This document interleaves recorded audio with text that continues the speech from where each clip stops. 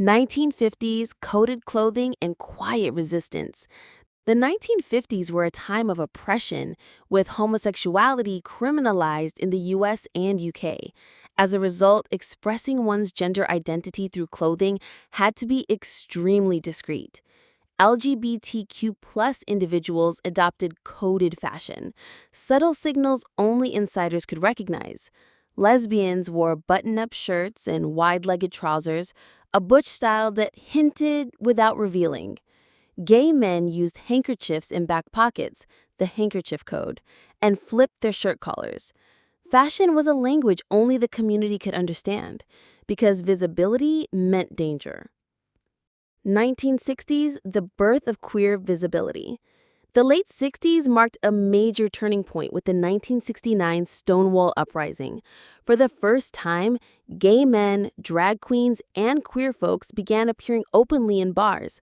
Fashion became bolder, drag queens in sequined dresses, feather boas, and dramatic makeup. Rock culture influenced the rise of unisex looks, flashy shirts, and eyeliner for men. 1969 wasn't just a riot, it was a revolution, and you could see it in the heels and glitter. 1970s, liberation and gender bending. The Gay Liberation Front spread across the globe, and fashion exploded with freedom. Queer individuals expressed themselves without limits. Androgyny was now in style. David Bowie embodied gender-blending glam, metallic fabrics, bold silhouettes, alien chic. On disco floors, crop tops, flared pants, and leather screamed liberation. The first Pride parades arrived, bringing rainbow-themed fashion to the streets. Fashion in the 70s blurred the lines between masculine and feminine and dared you to look twice. 1980s, power, punk, and protest. As the HIV/AIDS crisis devastated the community, queer fashion became a tool of defiance. Punk aesthetics surged: black leather, zippers, chains, anarchist graphics. T-shirts carried bold slogans like "Silence equals death" and "We're here, we're queer." In Harlem's ballroom scene, voguing redefined high fashion with confidence and flair. In a time of crisis, fashion shouted what the media wouldn't: queer lives matter. 1990s, mainstream infiltration and ballroom boom. When RuPaul dropped Supermodel, drag culture stepped into the spotlight. Ballroom influences reached MTV, catwalk struts, dramatic poses, sequins everywhere.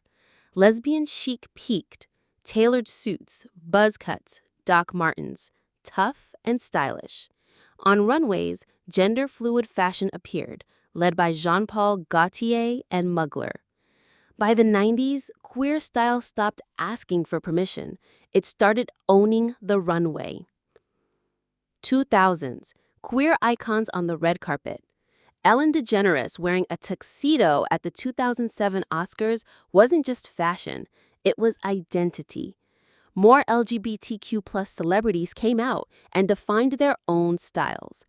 Adam Lambert's glam rock, Lady Gaga's avant-garde looks, Tegan and Sarah's indie edge. Fashion became identity politics. I dress how I identify. Visibility became viability. Your style could now say, "This is who I am." 2010s, gender-neutral and loud pride looks. Harry Styles wore dresses. Billy Porter rocked tuxedo gowns. Janelle Monáe blurred all lines. Streetwear evolved. Crop tops, nail polish, oversized suits for everyone. Pride fashion became its own category, full of rainbows, sequins, and joyful protest.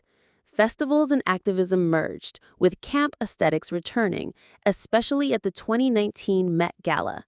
Queer fashion wasn't just on the fringe anymore. It was the trend. 2020s, digital expression and fluid identity. Platforms like TikTok and Instagram launched new queer fashion waves. E-boys, femme non-binary looks, transcore styles emerged online. DIY, thrifted outfits, and maximalist aesthetics became the norm. More brands released gender-free collections, while Pride merch drew backlash for performative support. the spotlight turned to authentic queer creators. Now more than ever, queer fashion is about who's wearing it, not just what's worn.